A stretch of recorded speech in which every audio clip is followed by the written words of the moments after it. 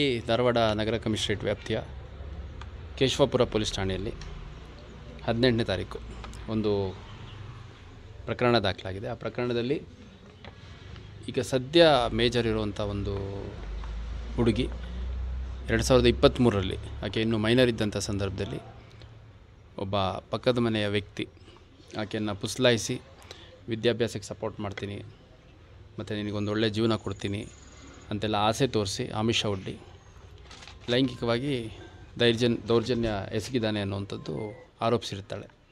ಅದಕ್ಕೆ ಪೂರಕ ಸಾಕ್ಷ್ಯಾಧಾರಗಳು ಕೂಡ ಒದಗಿಸ್ಕೊಟ್ಟಿರ್ತಾಳೆ. ಅದಾದಮೇಲೆ 18 ವರ್ಷ ಆಕೆ ಆದಮೇಲೆ ಮತ್ತು ಕುಂದಗೋಳದ ಒಂದು ದೇವಸ್ಥಾನದಲ್ಲಿ ಮದುವೆ ಮಾಡ್ಕೊಂಡಿದ್ದಾರೆ ಅನ್ನೋಂಥದ್ದು ಮಾಹಿತಿ ಬರುತ್ತೆ.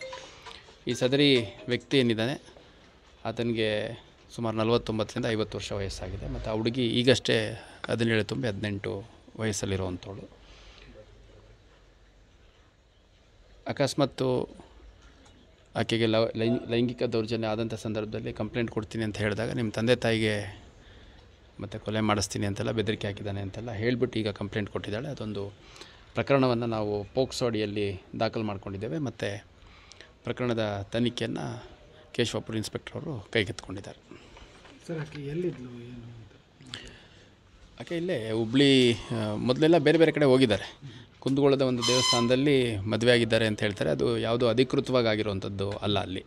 ಅಲ್ಲಿ ಇವಾಗ ದೇವಸ್ಥಾನಗಳಲ್ಲಿ ಮದುವೆ ಮಾಡ್ಕೊಳೋದಕ್ಕೆ ಯಾವ ರೀತಿ ಪದ್ಧತಿ ಇರುತ್ತೆ ಆ ಥರ ಮಾಡಿರೋದಲ್ಲ. ಅವರೇ ಎಕ್ಸ್ಚೇಂಜ್ ಮಾಡ್ಕೊಂಡು ತಾಳಿ ಕಟ್ಕೊಂಡಿದ್ದೀವಿ ಅಂತಂದು ಫೋಟೋಗ್ರಾಫ್ಸ್ ಎಲ್ಲ ನಮಗೆ ಸಿಕ್ಕಿದೆ.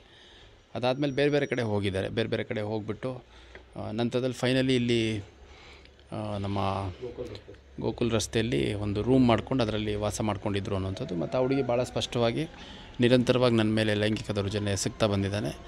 ಮತ್ತು ಇನ್ನೂ ನನ್ನ ಖಾಸಗಿ ವಿಷಯಗಳನ್ನ ಅಕಸ್ಮಾತ್ ನೀನು ಕೇಸ್ ಕೊಡೋದಾದರೆ ಹೊರಗಡೆ ಬಿಟ್ಟು ನಿನಗೂ ನಿಮ್ಮ ತಂದೆ ತಾಯಿ ಯಾರು ತಲೆ ಎತ್ಕೊಂಡು ಜೀವನ ಮಾಡಬಾರ್ದು, ಆ ಥರ ಎಲ್ಲ ಮಾಡ್ತೀನಿ ಅಂತ ಬೆದರಿಕೆ ಆಗ್ತಾಯಿದ್ದ. ಹಾಗಾಗಿ ನಾನು ಕನ್ಸಿಡರ್ ಮಾಡ್ತಾಯಿದ್ದೆ ಅನ್ನೋಂಥ ವಿಷಯ ಕೂಡ ಹೇಳಿದ್ದಾಳೆ.